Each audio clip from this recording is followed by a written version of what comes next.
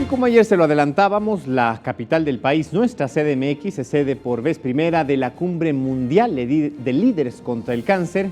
Esta mañana se llevó a cabo la inauguración en donde participaron más de 60 líderes mundiales, quienes compartirán a lo largo de estas jornadas políticas públicas para combatir esta enfermedad. Sobre todo se busca lograrlo en los países menos desarrollados.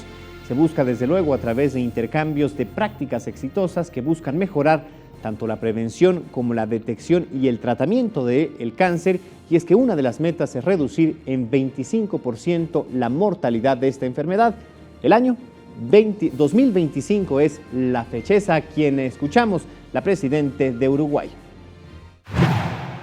Necesitamos investigación básica, necesitamos investigación clínica, necesitamos mejores procedimientos de diagnóstico, necesitamos mejores procedimientos terapéuticos.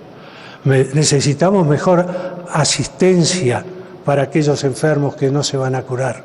Es fundamental mejorar la prevención y la detección temprana, salvando vidas, evitando los altísimos costos en toxicidad para los pacientes y en recursos para el sistema de salud que tiene el tratamiento de los cánceres avanzados, cuyo impacto económico es sustancial y va en aumento.